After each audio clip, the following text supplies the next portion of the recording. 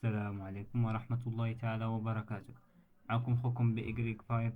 في هذا الفيديو الإخوان غنهضروا على واحد القضية اللي الصراحة كنت حطيت واحد البوست آه، قبل يومين على ما كنظن على قضية تاع الربح عبر الإنترنت. واش هي حقيقية؟ واش فعلا داكشي اللي كيدوز في أغلب الفيديوهات في يوتيوب حقيقة؟ رغم أنه يعني كيجي مشاهدات عالية وأن أغلبية ديال الكومنتيرات ربما أغلبهم ما كنعموش كيكون فيهم واحد التعليقات إيجابية: راني سحبت، راني كدا، راني كدا.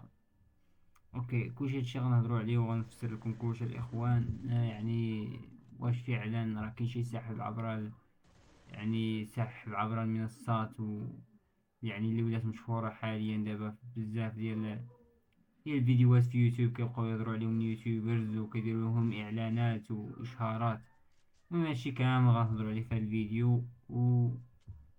المهم الاخوان، الا كنتم مازال باغيين بحال هاد السلسلة كتبوا لنا في الكومنتيرات، وما تنساوش تصليو على الحبيب المصطفى صلى الله عليه وسلم.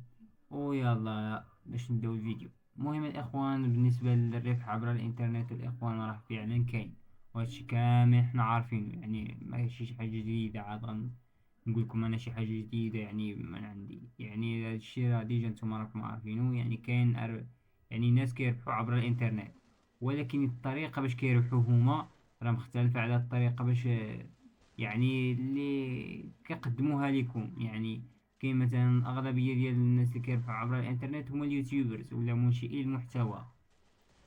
المهم سواء كان يعني في التيك توك ولا في فيسبوك ولا في انستغرام ولا في شي قنت أخرى. المهم يعني كيفاش هما كيربحوا الفلوس؟ غالبا غتقول لي من الفيديوهات.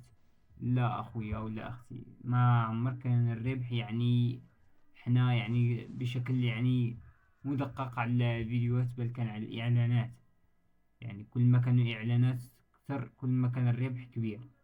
فهاد الشيء علاش يعني أغلبية ديال اليوتيوبرز كتلقاهم كيحطوا إعلانات في الفيديوهات، لأن الإعلانات كتقدر بأنه كل ألف كتقدر بكل ألف مشاهدة للإعلان تقدر ب5 دولار. وتخيل أخويا، راه عرفتي شنو هي 5 دولار؟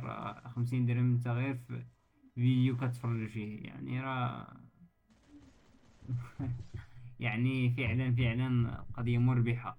ولكن شنو هو السبب اللي كيخلي هاد اليوتيوبرز هادو بزاف يديروا إحالات ويديروا إعلانات لشي منصات ومواقع اللي ربما ما خداماش وربما راه نصابة؟ يعني كيدير إحالة للموقع نصاب، وكيجي كيقول لك راني سحبت منه وكيعطيك إثبات السحب، ومع العلم باللي راه فعلا واخا سحب منه هو قضية ما يعني يعني ما بان والو. يعني حتى الناس اللي كيمشيو كيخدموا في هذيك المنصة فكيلقاو راسهم غير ضيعوا الوقت ديالهم على الخاوي، ما سحبوا، ما بقى عندهم لا ربح لا راس المال.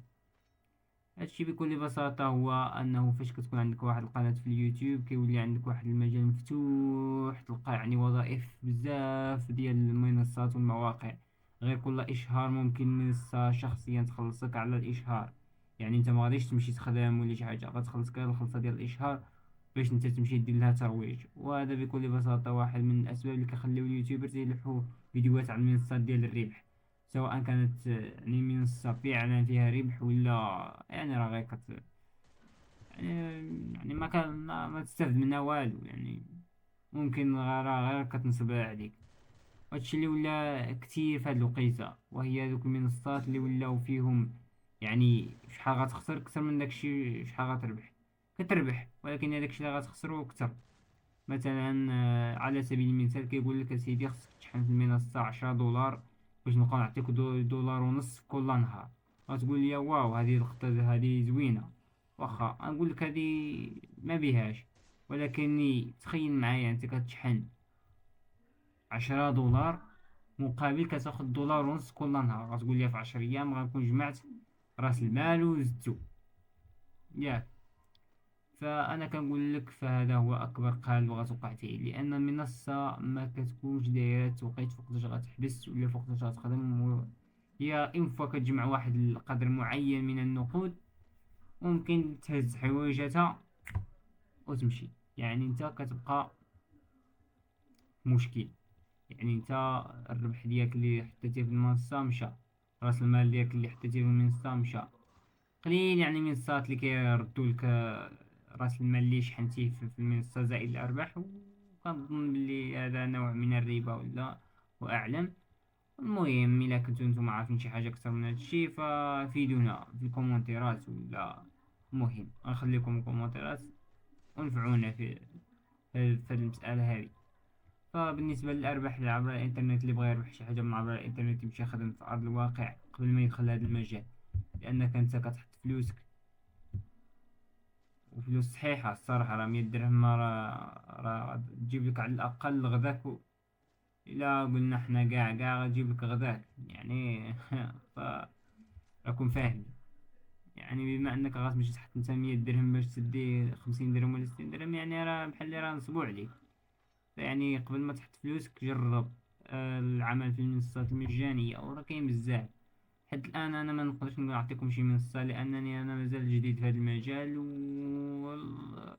اون فوا الا سحبت شي منصة ولا كانت شي منصة موثوقة يعني وفعلا سحبت منها، فانني غنعلمكم. وغالبا المنصات ما كيكونوش موثوقين، يعني كيبقاو 3 ايام 4 ايام 5 ايام كاع على طوال 6 ايام ولا 7 ايام كيتقفلوا. يعني الارباح ديالك الا حطيتيهم في واحد الوقيته يعني ماشي تلهيه، فان الارباح ديالك غيمشيو كاملين وصافي مشيتي. هادشي اللي كان في هذا الفيديو. نتمنى اخوان راه يعجبكم، لان هذا اول فيديو لي على لاشين، وقلبي عامر بزاف ديال الحوايج. فاللي يعني عنده شي مواضيع مثيرة للاهتمام وتكون نقية فما يبخلش علينا في الكومنتيرات، ولا المهم في الصفحة ولا في المساجات الصفحة، رغم انني مكنجاوبش. ف المهم هادشي ما كان، وتهلاو لي في راسكم. بيس.